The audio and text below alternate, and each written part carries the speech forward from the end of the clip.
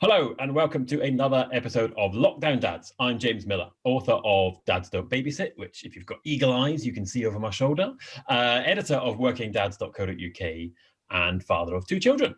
And as ever, I am joined by...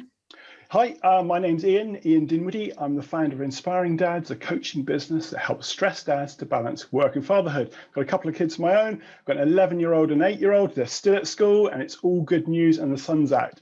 And we're delighted to have a new guest with us here today for episode number 38. Rhian Mannings, she is the founder and chief executive of a charity called To Wish Upon a Star.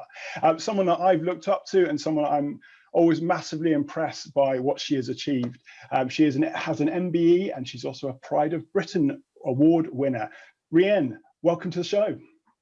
Oh, hi Ian. Hello James. Oh, thanks for having me on. It's great to have you here. And we start off each show with a little check-in on how people are. So I know that in the past month or so, you've had a number of milestones, a number of significant dates in your life, but how are you this week? Good, thank you. Yeah, things are much better. I think things are starting to look a bit more positive. Been into the office, leaving the house, which is quite daunting, to be honest, at the beginning of the day, but by the end, it just feels just right. So yeah, spring is coming. So you've got to stay positive, especially at times like now. Definitely. And the Welsh rugby team, they're doing pretty well as well at the moment, I think. Yeah, let's just wait and see what happens tomorrow, shall we? This isn't going out till Tuesday. That could look really bad. You might have to really cut that, Ian. You've set yourself up there. No, definitely. I know how important the rugby side of things is for Rhian, so it's important to touch upon, I think. Obviously. And it makes such a big difference. Sport, just generally, makes such a big difference, I think, of it's such an undercurrent, for people's lives. I think last summer, when the football wasn't on, my son in particular really was really down about it. So he really loved the Premier League coming back. So it's important. Yeah, my son's 10 and he's sport mad, and I think he's suffered more than my daughter through the lockdown period because he's just not been able to do sport, and it's an outlet for his frustrations. So some weeks have been quite difficult with him. I bet. So James, how are you this week? Obviously, I want to get that in first after last week's debacle. Yeah, last week when you were just like, yeah, whatever, I don't care how you are. Yeah, all right, up and down this week, I would say. Do you know, it's a funny old time, I think, because, I came and met you, Ian, so obviously I was up. Well, as you know, I was very up that day because I was going out. I'd had my home COVID test the night before. For the first time in a year, I knew for certain I did not have COVID that morning. And, it was quite up. But there's a flip side to that, isn't there? Because the next day I went out as well, and I went in to meet somebody and do some, for a work meeting. Oh, my goodness. But the flip side to that, of course, is that we're not there yet. And that is the bit that I think is still kind of getting me down, is that you're getting close to normality, but it's still a long way out of reach, actually. I was talking to the kids. I don't know if it's how suitable it was, but to be honest, it's partly because it's a scene from a film that I remember really well as a kid. But we were talking about The Great Escape, because that's coming up in Friday Night Film Club that we do in our house, and not for a few weeks because we've had too many sad endings recently. But the bit where the guy runs up the fence and entangles himself in the barbed wire, I remember that as a kid because that's really quite alarming in a way. But I also can that's slightly extreme, but I do sort of have a bit of that at the moment. Is that it's just like, oh God, I just want to get out of this now and get it over with. So I think, up and good. And I think a lot of people are feeling good and it's spring, but there is that sort of dark undercurrent of, oh, it's still going to be, what have we got? Another 3 weeks till, certainly in England, of course, different in Wales, till we get, till we get shops open. Oh, brilliant, That's what I've been waiting for, is go to the shop. It turns out it is what I've been waiting for. So a bit of a mixed bag, I would say, but, generally, I quite like having the good bit, that's for sure. That it certainly felt better than I have for a long time, getting out and all the rest of it. How are you this weekend? Good. I enjoyed meeting up as well in the park, seeing you hobble around with your bad back, which you've been talking about, and it was good to see, hopefully it's still improving. So that was great, just getting out and doing something and chatting about this podcast, what we might do in the next season, what we might do longer term than that. So exciting times. I've also booked a haircut. Yay. So that's, it's still a month away, and I think I can survive a month before I need to go. So that's good. Really enjoying that.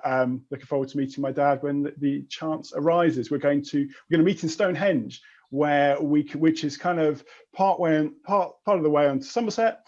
And it's free because we're all National Trust members. So yeah, we're going to meet in the car park and also go and see Stonehenge. And also because you're Druids and you're going to sacrifice a pig while you're there or something, is that right? Yeah, it's our heritage, I think, isn't it? Yeah, exactly. Strange West Country. Well, I don't know. That's all that. So yeah, it's been all good. So Rhian, this part of the show is when we explore with our guests their path. Obviously, I've talked about your charity and To Wish Upon a Star. So can you take us back to how it all started and tell us about your boys, about George and Paul? Yeah, so started back in 2012. I was a PE teacher. Life was pretty normal. Paul, my husband, and I had 3 children, Holly, Isaac and George. 3 children under 3, quite chaotic. Normal day, but sadly in the evening, our youngest son, George, fell ill very suddenly, was taken to our local hospital, but within 2 hours of being admitted, he passed away. So devastating, you know, completely out of the blue, completely unexpected. And over the next few days, what was clear very quickly was that there was no support available to us as a family. We were very much abandoned by the system, really. Luckily, we had amazing family and friends around us, which was just, you know, we were lucky in that respect.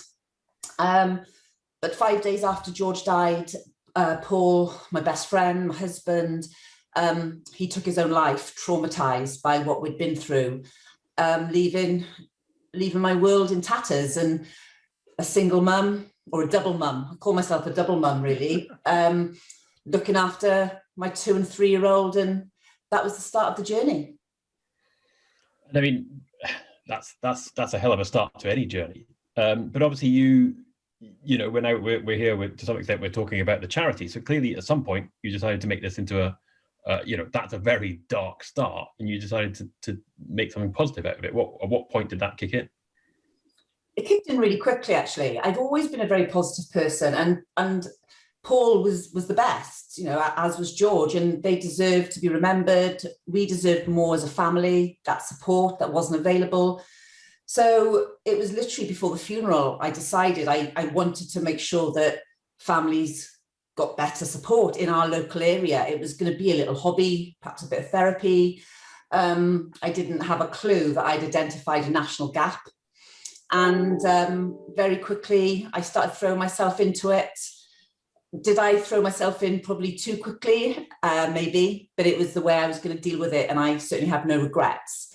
And yeah, you know, it was just so important that I just needed something to keep me going, because if I hadn't have, I don't think I'd be here to share my story today. It seems utterly bizarre. It's like all the best ideas, and it's obvious to some extent. I mean, you know, how can there not have been anybody offering any support? I mean, that just seems completely weird. You know, I don't know. I mean, to some extent, it's not, I suppose, but you know, you just sort of think, was nobody thinking about it? I don't know. Why wasn't there any support? And I mean, what sort of support were you looking for that presumably you now provide through the charity? Do you know what? We needed somebody to come out to us, or at least phone us, or give us some detailed information. You know, we're talking, we didn't even get a piece of paper. We got a piece of paper with some phone numbers on. Some of them are out of date, and I'm still waiting for the rest of them to contact me today. National charities. And we just needed somebody to come out and say, when this happens, you are going to blame yourself. When this happens, this is the type of thing you're going to feel, because we are all different, and I get that, but there are still some common themes. And the one thing that I've discovered ever since is that you blame yourself when this happens. And that was what happened to Paul. He blamed himself because he was a dad, and he let us down, in his words, and he should have done better. And that's not true. And someone should have been here to support us and help us. And in terms of the work you've done with organisations, and you said like the system sort of letting people down, do the individuals on the ground recognise the system failings and the gaps that are there in the same way that perhaps you did and you experienced yourself? Yeah, they did. And you know, I can't thank everyone here in Wales, especially because, you know, no one's shut a door in my face. If anything, they said, we're sorry, this is happening every single day in A&Es across Wales. And I went round and literally walked into every A&E department in Wales and asked for the person in charge. I didn't go to the big offices of the people in the office. I went to the people who were dealing with this every single day. And I said, what will happen today if a child died suddenly? And the same thing that happened to us would have happened to them. And, they have recognised that, and they have worked with us. And that's why we've got an agreement with every police force and hospital in Wales to make sure it doesn't happen again. Yeah, I mean, it shows how much it was, how much it's it's not obvious, but you know what I mean? That there was clearly a glaring gap in that, as you say, now you've filled that gap to a large extent. It's amazing. Thank you. And obviously, you've talked a lot about your story, and I imagine that when you first started explaining why it was important and why the charity was important, that couldn't have been the easiest thing at all to start with. How did that sort of sense of confidence and the importance of sharing your message, how did that change, Rhian, over time? What sort of strength did you draw upon to get that message out there? It's so strange. People say to me all the time, I don't know how you survive. I don't know how you do it. But actually, I don't really. And I would never have been able to talk so openly about other things in my life before. I truly believe that Paul left his strength with me, and he was the person that has made me stronger. And yet in the beginning, I used to use notes. I used to read everything word for word. I used to cry a lot. And then I just started realizing that by sharing my experiences and talking so openly about it, not only was helping me with my mental health, but was helping so many others, talking to police officers and healthcare workers and other families. And as time's gone, I think I've become more passionate about it. And I can almost park my emotions before I go into a room. I cry probably most of the time when I leave and on the way home, but in a way I think that's just a sort of a relief, if anything. And I actually really enjoy doing it now because I know that it's making a difference to other people. You're so English, Ian. You're so English. That can't have been the easiest thing in the world. Well, that's one way of putting it. Sorry. That's one way of putting it. I mean, no, okay, yeah, no. I'm not saying there's anything wrong with being English. I'm just saying that's a very English way of phrasing it. I like it. Not saying anything wrong with being English at all. Just saying that that jumps out, doesn't it? I remember meeting Rhian for the first time, and it might not have been the first time because I knew Paul very well, and we're both from Taunton, and we may well have met in a dubious nightclub in Taunton at some stage. It's quite possible. However, I remember the first time I met Rhian, and she had it together. You had it together in a way that I didn't at all, and I can.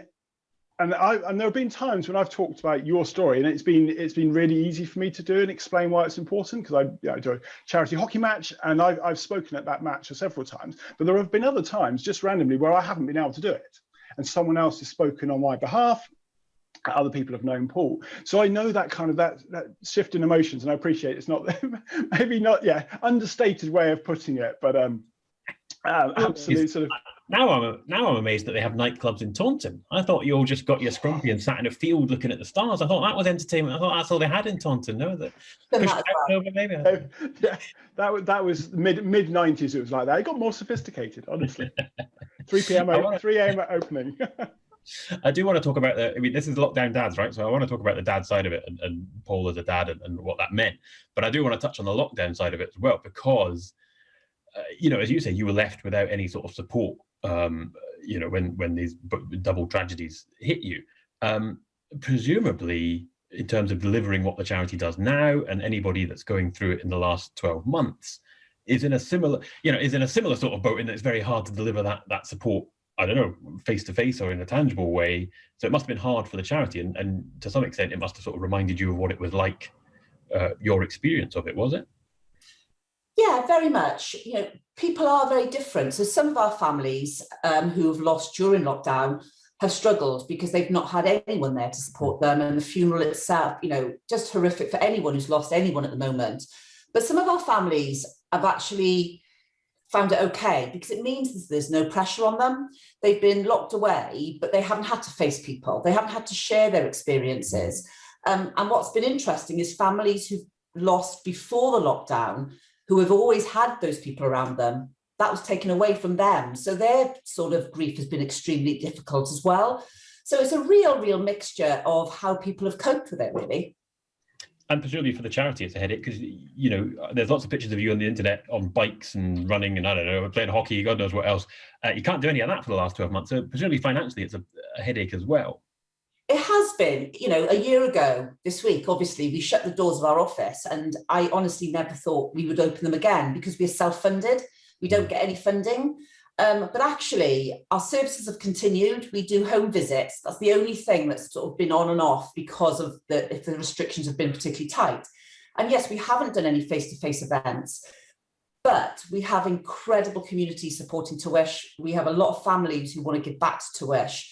And we have fundraised throughout the whole pandemic, just virtually. And it's been, you know, there's no words to thank people for believing in us still. So we've done okay, but it's time now to get out and meet people. People thrive on face-to-face contact, especially the people who want to get involved in Tywish, because a lot of them have been touched by bereavement.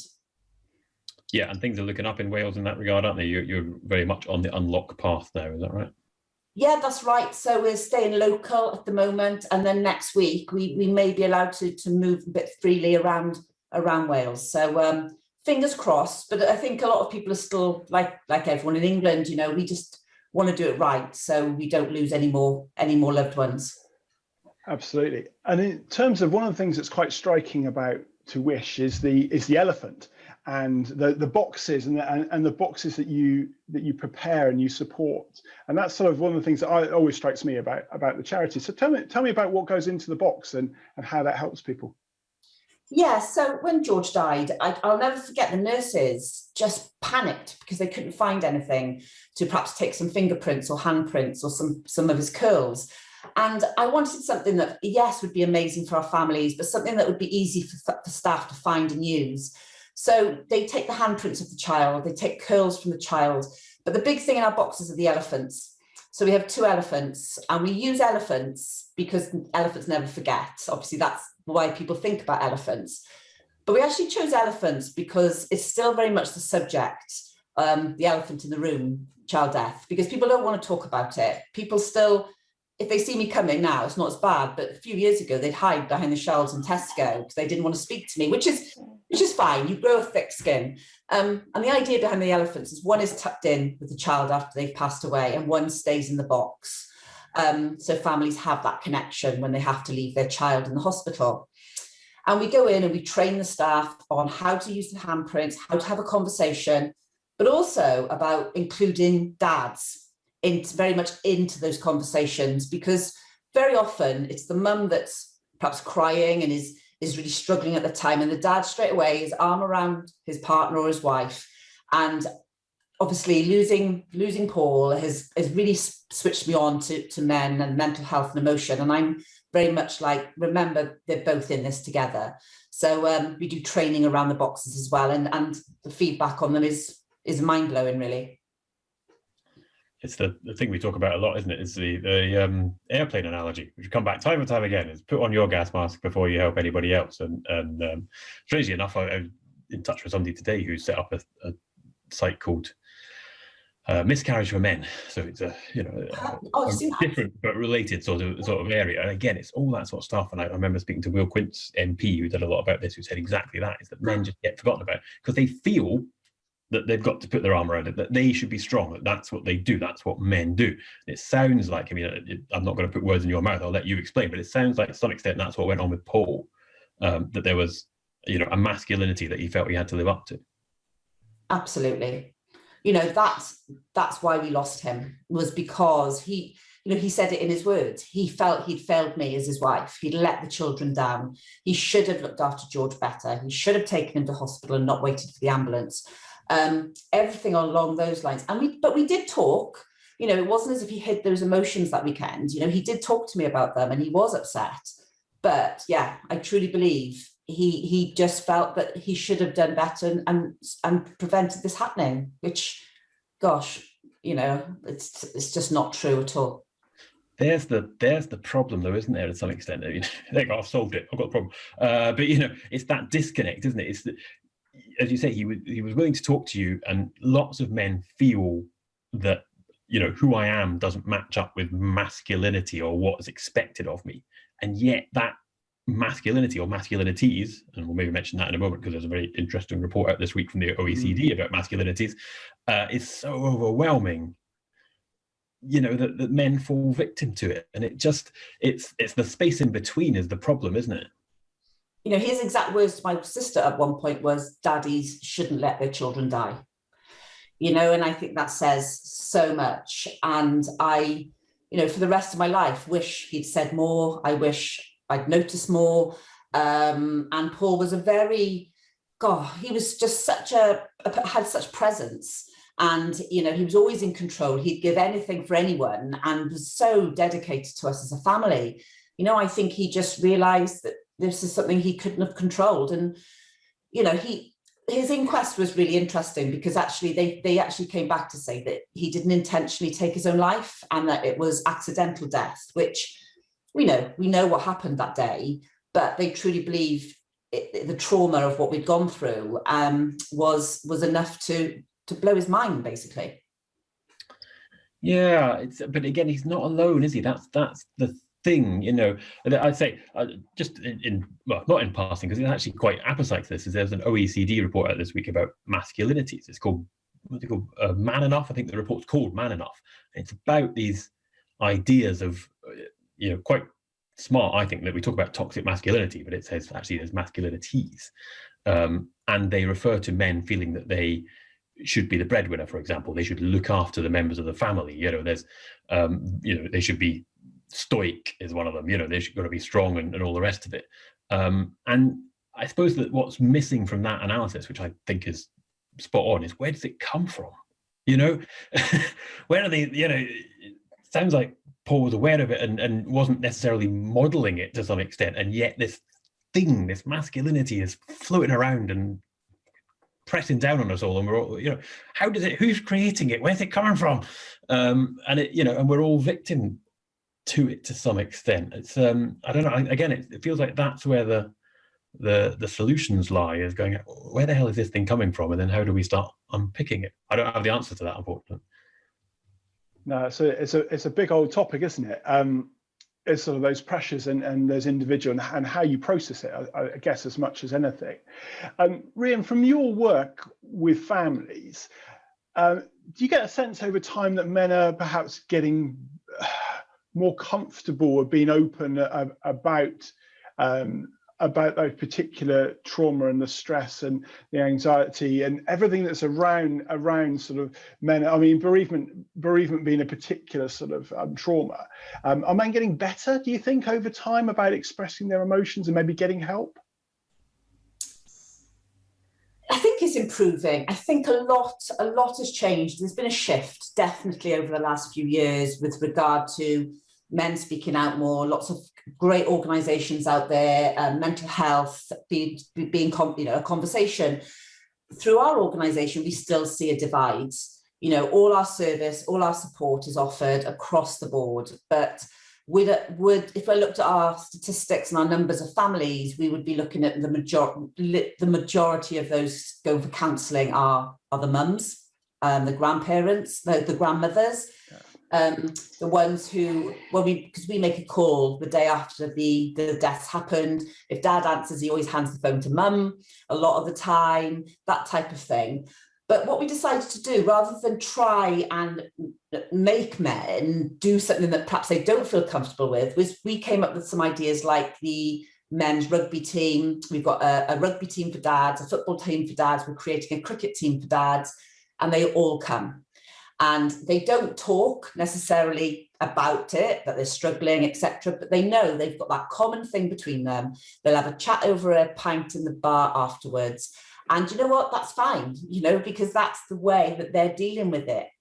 When we get concerned, if we have no contact at all with the dads, and that's fine. They can come to us whenever they want. But there's definitely an improvement, but I would say we've still got quite a long way to go. Yeah, rugby is interesting because actually the Welsh rugby team are really quite good at all this, aren't they? Right, here we go. Going in with I haven't watched the rugby for far too long. I don't know why. I've kind of lost track with it. But who's the massive one? Well, there's 50 massive one. Is it Alan Wynne-Jones? Is he the one? He's done a lot of stuff around. I think he did a lot of stuff about shared parental leave, and he very much flags up his role as a dad, and how important that is to him, and how that sort of fits in with everything else, I think, hasn't he? The Welsh rugby team, like them or not, they are extremely, they're role models. People look up to them. We all look up to them. And I think, like, for the younger generation as well, and to see them, there's a lot of them speaking out about their mental health. There's a lot of them speaking up about different things that affect the nation. And it's really important to have people in the public eye, talking about this stuff, because that's when people think, and it's not right, but that's how the world works. And I think that's so important. Of course, Rhian, I think Sam Warburton got involved in one of the early sort of fundraising events. And then since then, you've had a number of celebrity ambassadors have got involved in the charity. And how did it come about with Sam, and how did the ambassador kind of idea come about? Like I said, people like someone in the public eye. That's the way it is. And I'm not a big believer in having people for the sake of it. They have to have an interest in what we do. They may have been experienced by something similar. So Sam, we had mutual friends, and honestly, the communities around here, when they found out what happened to our family, was amazing. So he just wanted to help, like everybody did. So he's not an ambassador now. He does so much for so many other charities, but he'll do anything for us. I give him an email or a text, and he'll do whatever. And then we had Will Champion, who knew Paul, obviously knows you, and he wanted to become involved again. Really important. And then people we've just grown to know, like Nick Knowles. I've got to know him through my mental health work. So yeah, we've got incredible people. To believe in what we do just means so much. But we need to talk about the greatest of all celebrities, the greatest Welsh celebrity, Michael Sheen, super actor. Where does he come into the story? Well, actually, I'll tell you. Well, I met him about 6 years ago when I won a award in Wales, so a St David Award, which is like a Welsh Pride of Britain, and he presented it to me. And ever since then, he is what you see. He just loves the Welsh people. He's so passionate about making difference and things like that. So we stayed in touch. And then when I was awarded the Pride of Britain in October, he turned up to surprise me and awarded that to me, which is phenomenal, really. The only disappointing thing was my kids didn't recognize him. It's the beard. His lockdown hair and beard is a thing of beauty. I've got a photo of him giving me the award 5-6 years ago, and the award the difference is just incredible. But this is hot off the press, actually. I've been in touch with him recently, and he's just agreed to become an ambassador for To Wish Upon a Star. So he's quite limited. His time's limited because he lives in America. He's back and forth, but he just wants to get involved. So that's amazing. Oh, it's amazing, yeah. Next series, Ian. Next series 4. Michael Sheen, super actor. Oh yeah. Well, I'll tell you what. I'll go first and start. Yeah, first, yeah. And I've got. I don't know if my tip's a bit creepy this week, but you can tell me if it is. It is take pictures of your children while they're asleep. Is that creepy? I don't know if. Well, when they're asleep, they look nice when they're asleep, don't they? They look lovely when they're asleep. And I've got one or two of the kids when they were little. They come up in the memories. I remember taking one on holiday of them, absolutely wiped out in a sort of little sofa bed in Greece. And my son was asleep this week, and he wasn't feeling very well. And he looked all peaceful, and I was like, "Oh, go on, I'll take a picture of him." It's a bit creepy, but at the same time, they grow up so quick, right? And they do actually look peaceful, and they do actually allow you to take their picture when they're asleep. Again, there might be an issue of consent in there somewhere, but they're my children. So I don't know if it's a creepy one, then let's not add it to the list. But I think it's worth once in a while, because you will look back and think, "Oh, aren't they lovely?" And that is when they look their loveliest, when they're not actually talking to you or doing anything awful. There you go. That's my tip. Slightly creepy tip this week. Take pictures of your children. Not loads. Not like every night or anything. That'd be weird. Don't share on social media. The opportunity. Maybe don't share on social media at the same time. I don't know. When they're older, you can do it and put it on social media. Particularly when they're little. There you go. There's my tip. What's yours, Ian? I don't know where to go after that one. I guess really it's about stopping and reaching out for men and for men to recognise when they do have a problem, I guess. And that's particularly important. We talked about sort of plugging in the battery, and when Brian, last week's guest, talking about your phone, when you're low on battery, recognizing that and plugging in and taking time and taking time to get the support and help you need. My tip originally was about my car battery, but it does fit together. So my car battery has run flat 6 times, I think, over the course of the last year, because we just don't. It's second car, we don't use it very often. It's just for running around and all the rest of it. And so I bought a battery to recharge it, a plug-in fast charger, so that I don't have to panic anymore whether we've got a car that's available. If I thought one of them flat tire and the other one, turned out it wasn't, but the other car was ready to go really quickly. Recharging your batteries and recognizing that, I think.